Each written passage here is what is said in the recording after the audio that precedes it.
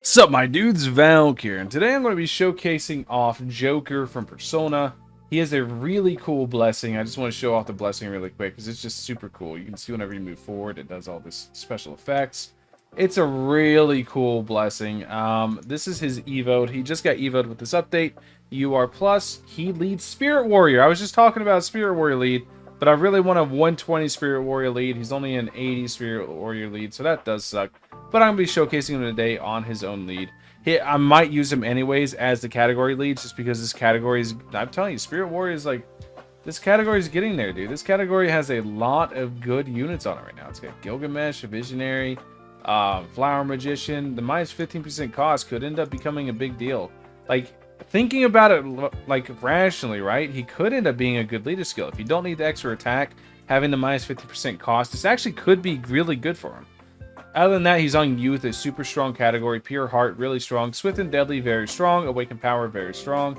And he brings Despair to the table. I imagine he's half Fear, half Despair, just like other characters. So if you want, you can have some of them built into Fear, some of them built into Despair, etc. That way you can kind of like run both, because Fear and Despair do stack. So that's pretty good. So let's go ahead. Let's test him out and see what he does. I think he is going to be a perfectly serviceable unit, especially if he's Spirit Warrior lead.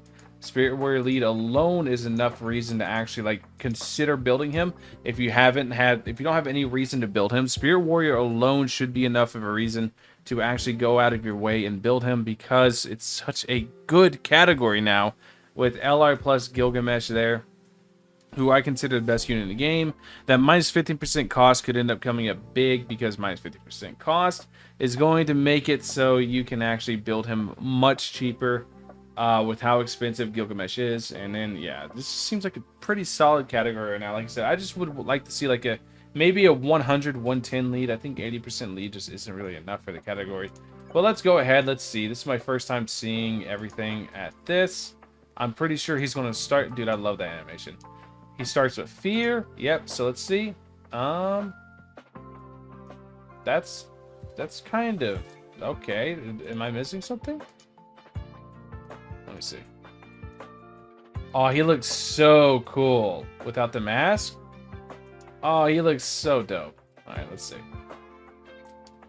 Yeah, there's literally like no animation for it. There's a little animation on the enemy, but he literally does nothing.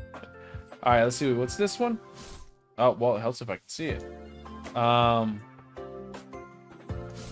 Okay. So he attacks with his the little ghost. Dude, this is a massive AoE. And it's just a massive flame pillar. Oh, that looks pretty good. And that's max. Very cheap to max. 40k to max out. 215k attack stat. That's pretty damn good considering. That's actually pretty good, yeah. Considering, like, the fact he's only on an 80% lead, which is his own lead. But an 80% lead nonetheless. It's pretty damn good. So let's go ahead. Let's put down All Might. Put down Oshi. We're going to put it to stop. We're going to make sure Oshi is repeating. Then we're going to put down 3. I imagine he maxes out at 3. I don't imagine there's going to be many more than that. Oh, 4. Oh, we might have found the reason he could be potentially better than Kujaku Demon. Is the fact that you can put 4 down. Which means you can have some run on Fear, some run on Despair if you really want to. But we're going to, just to try to see how much damage we can dish out, we're going to put all 4 on Despair, just to try to see how much damage we can actually push. He's at 677k. This is with all the buffs, right? Peace symbol, attack buff, yeah. So let's go ahead and let's put in 100 mil and just see how he handles it. Let's see, 100, 1, 2, 3. No, let's put in 10 mil first. 1, 2, 3, 1, 2, 3. Just see how he handles a 10 mil enemy. See, because he doesn't have a whole lot of range. I'm noticing that that's kind of a worrying trend in terms of that. So in 10 mil, each one did about 2 mils worth out of 3 attacks.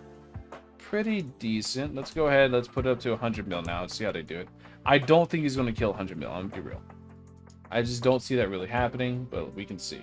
So I think their range is too small to actually even think about killing 100 mil. But as a lead, it's a pretty good lead. The fact that it's an 80% lead kind of blows. But here we go. Okay, so we can see they did 40 mil, roughly. That's pretty good, with each one doing about 10 mil total between all the tests that we did.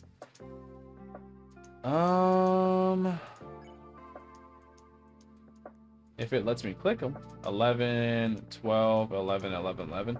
Yeah, so that's pretty decent. I think the most attractive part of him is the lead. I think he's going to be the lead to the Spirit Warrior team for now, simply because that is shaping up to be a very strong team right now with really no good lead, and he could potentially be that lead for right now.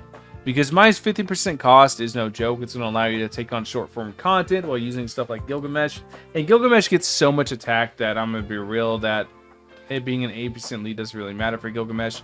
The minus 15% cost is going to be really beneficial to most people. So he could be something to look for that. But as far as anything else goes, I do think Kujaku Demon still fully clears him because Kujaku Demon has more range, is full AoE, etc. But he does seem to be pretty good because he has 4 placements and he has a solid leader skill.